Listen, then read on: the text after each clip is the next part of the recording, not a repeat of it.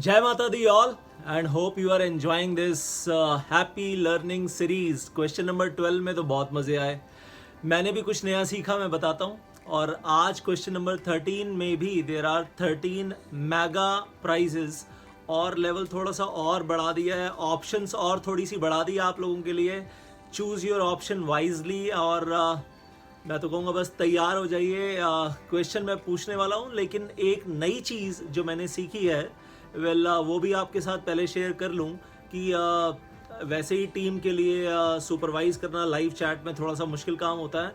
और यहाँ तो कुछ स्टूडेंट्स ऐसे हैं जो पहले एक आंसर देते हैं और फिर थोड़ी देर बाद दूसरा आंसर देते हैं, चेंज करके देते हैं. तो ऐसे कॉन्टेस्टेंट्स का क्या होना चाहिए, ये आप सोचिए और थोड़ा सा बताइए कि उनका आंसर नंबर 1 इनवैलिड माना जाए और आंसर नंबर 2 को वैलिड माना जाए, और उसके हिसाब से डिसाइड किया जाए कि आंसर नंबर 2 अगर सही है या गलत है तो उसके बेस पर प्राइस डिसाइड किया जाए. कि आंसर नंबर 1 अगर मान लीजिए सही था और आंसर नंबर 2 गलत दे दिया कन्फ्यूजन में, तो मतलब प्राइस कैंसिल हो गया. या ऐसे स्टूडेंट्स जो दो बार आंसर दे रहे हैं, मतलब वो ऑलरेडी मैं कहूँगा सुपरविजन टीम के लिए मुसीबतें बढ़ा रहे हैं, मुश्किलें बढ़ा रहे हैं, क्या उनको ऑल टुगेदर इन एलिजिबल कर देना चाहिए? मेरा मानना है ऑल टुगेदर इन एलिजिबल कर देना चाहिए, मुझे ऐसा लगता है. तो ये मतलब ऐसी प्रॉब्लम लास्ट क्वेश्चन में, क्वेश्चन 12 में आई. अब मैं उन लोगों का नाम नहीं लूँगा जिन्होंने ऐसे दो बार किया, तीन बार किया, but please don't do that. एक बार आंसर लिखिए, मतलब 100 बातों की एक बात, एक ही बार आंसर लिखिए. और वो आंसर जब मैं पूरा क्वेश्चन कंप्लीट कर लेता हूँ तभी लिखिए. जैसे आज भी जब क्वेश्चन पूछूंगा, क्वेश्चन नंबर 13, तो उसमें भी 3 क्वेश्चन हैं, उसके अंदर भी क्वेश्चन नंबर 1, 2, 3. और जब वो तीनों कंप्लीट हो जाएं, आप अपना तैयारियां पहले करके रखिए. उसमें क्या है, अपना फ़ोन नंबर की लास्ट 3 डिजिट्स पहले लिख कर रखिए. उसके बाद आंसर नंबर 1 लिख कर रखिए. बस उसको चैट बॉक्स में डालना नहीं है आपने. That's it. और जब क्वेश्चंस मैं पूछना शुरू कर देता हूँ, उससे पहले आपको लाइव चैट में जितनी गप्पे मारनी है आप मारो ना, कौन मना कर रहा है. But once I start with the question number 1, तो आप आंसर नंबर 1 लिख कर रख लो. जब मैं क्वेश्चन नंबर 2 पूछूं तो आप आंसर नंबर 2 लिख कर रख लो. और जब मैं क्वेश्चन नंबर 3 पूछना शुरू करूं, और जब आपको समझ में आ जाए कि क्वेश्चन नंबर 3 अल्टीमेटली क्या होने वाला है, और आपको लगता है आपको आंसर आता है, तो आंसर लिख कर डाल दीजिए लाइव चैट के अंदर. लेकिन डोंट चेंज इट. एक बार आपने डाल दिया तो उसके बाद चेंज मत कीजिए. और अगर आप दूसरी बार डालेंगे तो आप ऑटोमेटिकली इन एलिजिबल हो जाएंगे. और एक चीज़ और यहाँ क्लैरिफाई कर दूँ, तीनों आंसर मुझे आपके फ़ोन नंबर के साथ एक ही सिंगल कमेंट में, एक ही सिंगल लाइव चैट में दिखने चाहिए. पहले एक क्वेश्चन का आंसर दिया, फिर दूसरे का, फिर तीसरे का, फिर अपना फ़ोन नंबर बाद में अलग से दे रहे हैं. ऐसा ना करें. सब कुछ पूरा कंप्लीट करके एक साथ दें, then only you will become eligible and not otherwise. So please be careful. और जो 2 रूल्स मैंने रिलैक्स कर दिए थे कल, वही दोनों रूल्स रिलैक्स कर दिए हैं आज. तो अगर आप पास्ट 3 क्वेश्चंस के विनर्स हैं, क्वेश्चन नंबर 12, 11, 10 के, तो भी आप आज पार्टिसिपेट कर सकते हैं. सब लोग पार्टिसिपेट करने के लिए एलिजिबल हैं. 13 bumper prizes are coming today, तो सबको पार्टिसिपेट करने का हक होना चाहिए. तो वो रूल्स जो हैं वो रिलैक्स्ड हैं, डोंट वरी अबाउट दैट. और आज भी वो रूल चेंज वो जो चल रहा है, वो बॉल स्क्रीन के ऊपर नहीं आएगी. क्वेश्चन नंबर 3 स्क्रीन के ऊपर आने के बाद यू आर एब्सोल्युटली फ्री. आप जैसे ही आंसर देना चाहें, आपको पूरी फ्रीडम है. क्वेश्चन नंबर 1 और 2 जब चल रहा हो तब आंसर मत दीजिए. जब क्वेश्चन नंबर 3 चल रहा है तो यू आर एब्सोल्युटली फ्री. आप जैसे ही चाहें, जब चाहें आप आंसर दे सकते हैं. लेकिन आज के क्वेश्चन पे जाने से पहले obviously I will say congratulations to the winner, 3 winners of the question number 12. हालांकि मैं चाहता था कि कल 13 विनर्स होते. अनफॉर्चुनेटली ऐसा हुआ नहीं. कल सिर्फ there were only 3 winners yesterday, and that is little unfortunate. ऐसा सोचा नहीं था मैंने कि ऐसा होगा. और आज in any case I tell you one thing, after making this video I am going to the office. So आज थोड़े से आपको कपड़े बदले हुए लग रहे हैं. आई एम इन द हरी मुझे ऑफिस जाना है, तो just after making this video I leave for the office. हालांकि ये वीडियो आपके लिए प्रीमियर होगा well in the evening 5 o'clock, but I am making this video early morning for you, and then I'll leave for the office after that. So well, in any case question की तरफ बढ़ेंगे, लेकिन आज question की तरफ बढ़ने से पहले एक चीज़ आपको बोलना चाहता हूँ that after teaching the paper of JIGL, Jurisprudence Interpretation General Laws, for so many years, और पहले भी जब JIGL नहीं था, पहले किसी और नाम से था, I used to teaching this paper, but now well on YouTube I want to make an announcement that for the video lectures of JIGL we are introducing a new faculty on YouTube for the first time ever. हालांकि वो faculty JIGL के लिए new faculty नहीं है, and he has been teaching JIGL. It has been some time, I think January 2020 onwards, and now he is having an experience with himself. लेकिन YouTube के ऊपर it is going to be first time. So मैं अभी नाम announce नहीं कर रहा हूँ. अगर आप लोग कुछ गेस करना चाहें तो you can guess and put that in the live chat. Well, that's your option, you are free to do that. लेकिन मैं अभी नाम अनाउंस नहीं कर रहा हूँ. नाम मैं अनाउंस करूँगा well after asking question number 3, और जब आप आंसर दे चुके होंगे उसके बाद well then I'll be talking about that particular faculty. So just wait for a while, and meanwhile let us get started with the question number 1. और previous question में कुछ एक लोगों को confusion थी, जिसकी वजह से बहुत सारे आंसर गलत हुए.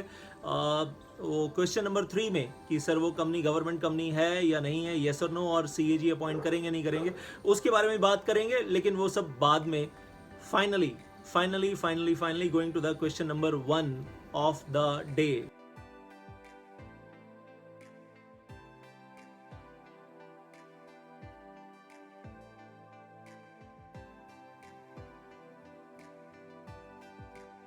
मैंने पहले बता दिया था कि सेक्शन 161 के बारे में पूछूंगा. यूट्यूब कम्युनिटी में भी कल डाल दिया था, तैयारियां कर लेना. And the questions will be coming about additional directors, alternate directors and director in the casual vacancy. इन सब के बारे में क्वेश्चन पूछने वाला हूँ. So getting started, and the first question is about additional director. section 161 subsection 1. आप लोगों को पता है कि जिस कंपनी के आर्टिकल ऑफ एसोसिएशन में आर्टिकल्स ने पावर दी हुई है बोर्ड ऑफ डायरेक्टर्स को to appoint additional director, they can appoint additional director. लेकिन मेरा सवाल कुछ यहीं पर थोड़ा सा अलग हटके है, और वो सवाल ये है, इज इट पॉसिबल. अब क्वेश्चन ध्यान से सुनिएगा, और येस और नो में आंसर है, लेकिन अभी आप आंसर दोगे नहीं. आंसर कब दोगे? क्वेश्चन नंबर 3 खत्म होने के बाद. अपने फोन नंबर्स लिखकर रेडी हो जाए. My question is it possible that article of association of a company empower the general meeting the share holders to appoint additional director. I repeat, is it possible that article of association of a company empower the general meeting, empower the shareholders to appoint additional director? Question number 1 for you. अब आगे बढ़ते हैं, going on further to the question number 2, and the question number 2 is regarding alternate directors. बहुत सीधा सवाल है. Independent director आप लोगों को पता है, you know that independent director, और इसमें अब 2 पार्ट्स होने वाले हैं, 2A 2B. एक इंडिपेंडेंट डायरेक्टर है, वो इंडिया के बाहर चला गया है 6 महीने के लिए, और बोल कर गया मैं 6 महीने के लिए जा रहा हूँ. अभी 3 महीने हो भी चुके हैं, और 3 महीने अभी और भी इंडिया के बाहर रहेगा. उसके पीछे हम उसका इंडिपेंडेंट डायरेक्टर का ऑल्टरनेट डायरेक्टर अपॉइंट करना चाहते हैं. लेकिन सवाल अभी ख़त्म नहीं होता यहाँ पर. Question 2A, question 2B, and that is question 2A. अगर हमारी कंपनी लिस्टेड कंपनी है और हमारे शेयर्स स्टॉक मार्केट में लिस्टेड हैं, we are listed on national stock exchange, Bombay stock exchange, क्या हमारी कंपनी में हम इंडिपेंडेंट डायरेक्टर का ऑल्टरनेट डायरेक्टर अपॉइंट कर सकते हैं? 2A. और 2B, अगर हमारी कंपनी अनलिस्टेड कंपनी है और हमारे शेयर्स डिवेंचर्स कुछ लिस्टेड नहीं है स्टॉक मार्केट में, तो उस केस में क्या हमारी कंपनी इंडिपेंडेंट डायरेक्टर का ऑल्टरनेट डायरेक्टर अपॉइंट कर सकती है? That is question 2B. Listed company to A and unlisted company to B. Answer आपको येस और नो में देना है बस, येस नो, और या दोनों येस येस हैं या दोनों नो नो हैं, एक येस है एक नो है, वो आप सोचो, that is your call. I am moving on without waiting much and I am moving on to the question number 3। और क्वेश्चन नंबर 3 में आगे बढ़ते हैं। तो डायरेक्टर इन कैजुअल वैकेंसी, सवाल बड़ा सीधा सा है और सवाल ये है कि हमारी कंपनी में एक डायरेक्टर साहब थे जो जनरल मीटिंग में अपॉइंट हुए थे for a tenure of let us से 3 इयर्स। अभी वो 1 ईयर हुआ, उनकी डेथ हो गई या वो रिज़ाइन करके चले गए, तो कैजुअल वैकेंसी क्रिएट हो गई है। 2 साल का टेन्योर अभी उनका बाकी था, लेकिन अब हो क्या रहा है, वो कैजुअल वैकेंसी फिलअप करने के लिए बोर्ड मीटिंग में बैठकर रेजोल्यूशन पास करना होता है to fill up the casual vacancy. For some reason हम बोर्ड मीटिंग नहीं करवा पा रहे हैं, casual vacancy for some reason हम फिलअप नहीं कर पा रहे हैं, कैजुअल वैकेंसी हम फिलअप नहीं कर पा रहे हैं। Now what happens, board of, लेकिन कंपनी में वर्कलोड बहुत ज़्यादा है, तो सोचा कि एडिशनल डायरेक्टर अपॉइंट कर लें by passing a resolution by circulation under section 175। तो ये सवाल नहीं है कि एडिशनल डायरेक्टर अपॉइंट कर सकते हैं या नहीं कर सकते हैं, this is not the question. ये तो मैं आपको बता रहा हूँ ऑलरेडी, और अभी आंसर मत लिखिएगा अभी। सो क्वेश्चन बड़ा सिंपल है कि हमने एडिशनल डायरेक्टर अपॉइंट कर लिया वर्कलोड की खातिर, वर्कलोड शेयर करने की खातिर। Finally additional director is appointed. तो अब सवाल अब पूछूंगा, और सवाल ये है that casual vacancy is filled up और नॉट फिल्ड अप। तो आंसर में आपको फिल्ड या नॉट फिल्ड लिखना है, filled or not field, answer 3 में लिखना है filled or not filled. Now you are free to give your answers. तो वो तो जैसे ही आपको क्वेश्चन समझ में आया, मैंने पहले भी बोल दिया कि कोई सिग्नल तो है नहीं, 13 correct answers will get the prizes today. Prizes क्या हैं सर, प्राइजेस तो बता दो। तो प्राइजेस बताने जा रहा हूँ आप लोगों को। प्राइजेस क्या हैं, आज आपको 4 ऑप्शंस दे रहा हूँ। You have 4 options to choose from. Option number 1, बड़ा धमाका, you can have board of directors and general meeting both together, 1.5 views for 3 months, board of directors and general meeting both, along with the ebook। well, option number 1, खुश हो गए sir, दोनों मिल जाएंगे? Answer is yes, हाँ जी दोनों मिल जाएंगे if you choose that option number 1। Option number 2, SEBI take over code and SEBI ICDR regulation, वो दोनों मिल सकते हैं if you want that. Option number 3 जो मैंने कल बोला था, फैमा के फैमिली में देर आर 8 और 9 chapters in the paper of EBCL, अगर आपको चाहिए तो वो मिल जाएगा, that is there option number 3। And option number 4 थोड़ा सा मैं कहूँगा वो ट्विस्ट है, और वो ट्विस्ट क्या है, सेबी टेक ओवर कोड के साथ अगर आपको डी लिस्टिंग चाहिए, if you want delisting, तो SEBI take over code plus delisting, क्योंकि दोनों ये जुड़वा भाई हैं, ये 2 चैप्टर्स जो हैं और एक साथ जोड़कर पढ़े जाते हैं। If you want these 2 chapters then you can get these 2 chapters also। now option is yours। well, 4 prizes are there, choose any one, your call, your option। अब finally, while my team is checking this, your answers, जब तक time लगेगा 13 winners choose करने में, उस वक्त आपके साथ शेयर करना चाहता हूँ that as I was saying the new faculty, कुछ लोग गेस कर चुके हैं, कुछ लोग गेस करने के प्रोसेस में हैं, कुछ लोगों को अंदाज़ा नहीं है बिल्कुल। But before I take the name, नाम लेने से पहले एक चीज़ बोलना चाहूँगा।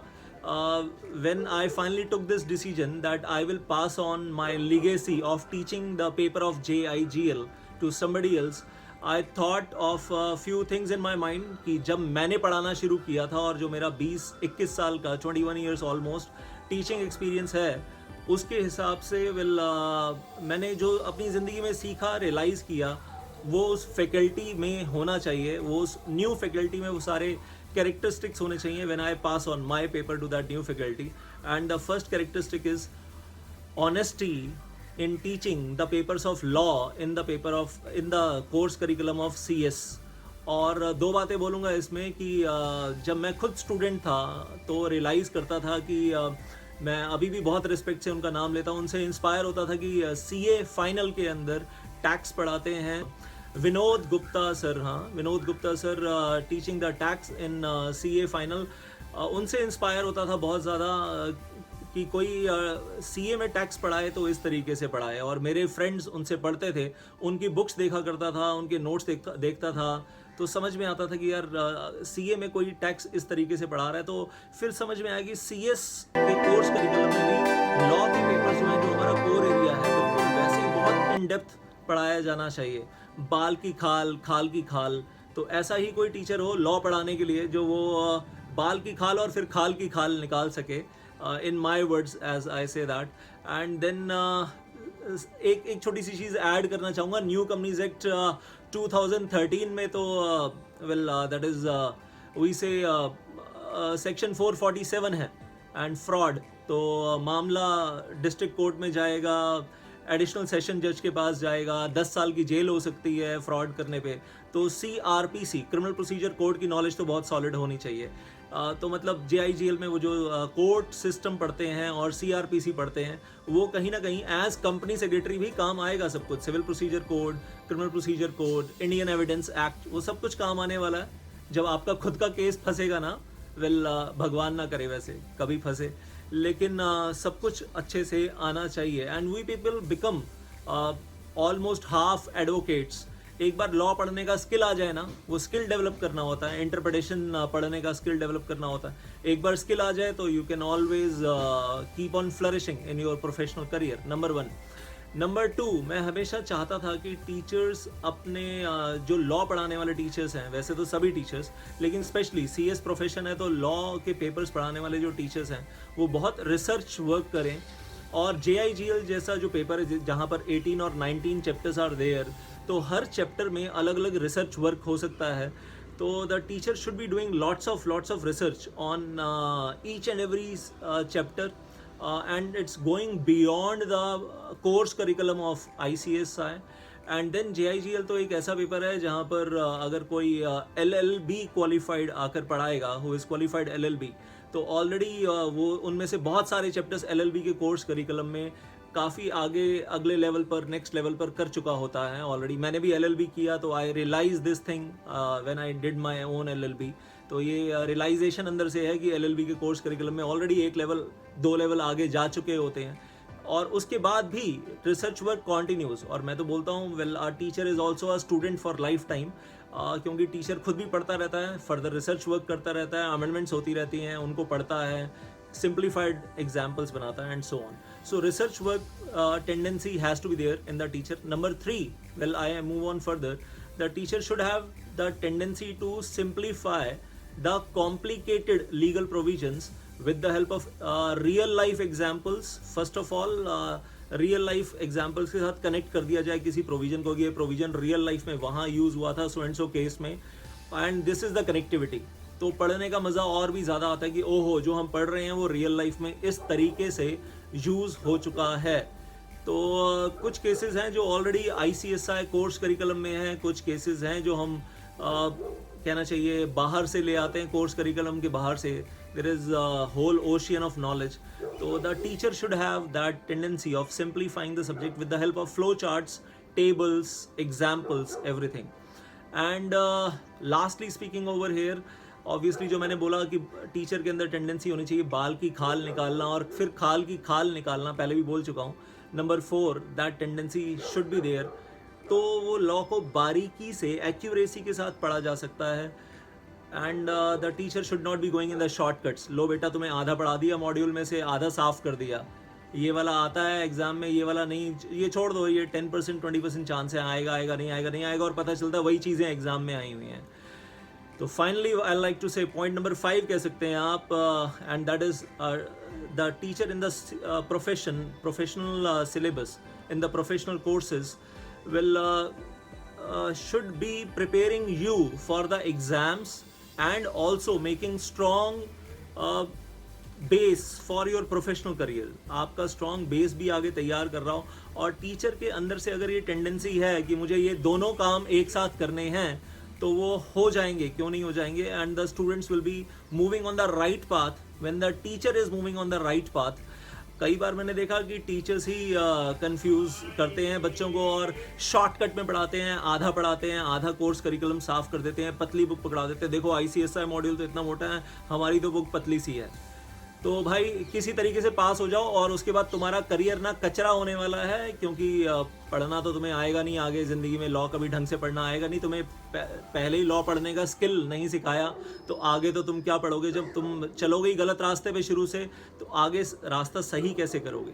तो वैसा नहीं होना चाहिए। वेल, इन सब चीज़ों को ध्यान में रखा, इन सब चीज़ों को ध्यान में रखा, और फिर then finally after I'll say 20-21 years, I found a right person to teach that subject of JIGL, and now I'm passing on my legacy to CS Madhav Pawa. और मुझे कहते हुए बहुत खुशी होती है, ये JIGL का पेपर जो मैं पढ़ाया करता था, वेल अब मैं माधव पावा को पास ऑन कर रहा हूँ, and he is joining us in this premiere right now. Yes, so CS Madhav Pava, thank you so much for joining our family. Thank you so much. Thank you very much, sir.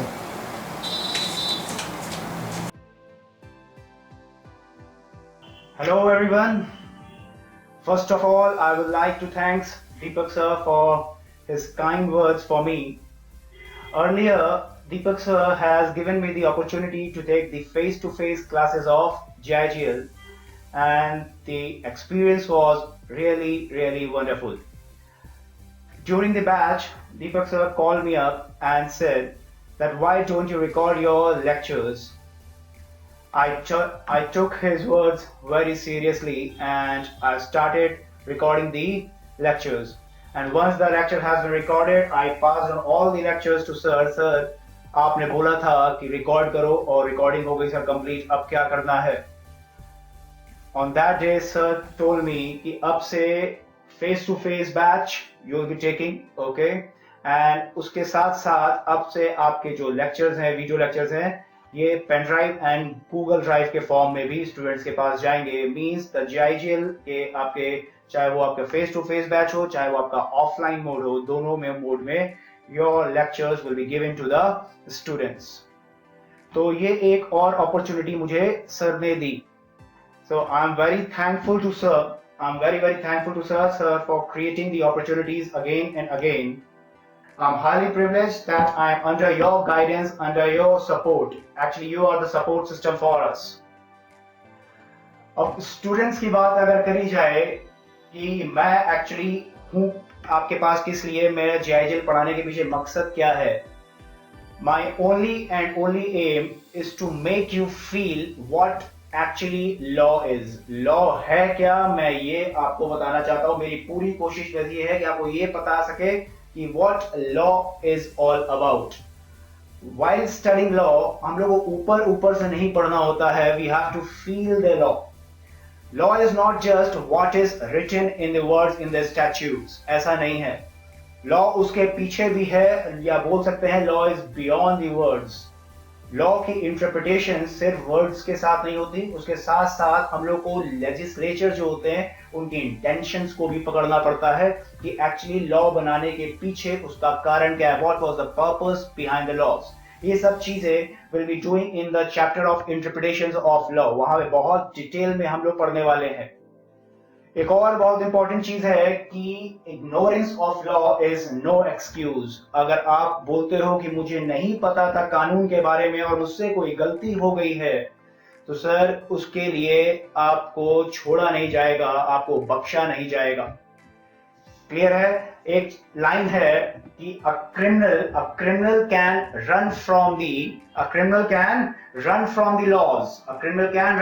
law, but he cannot escape from the law. वो भाग सकता है but वो बच नहीं पाएगा law से।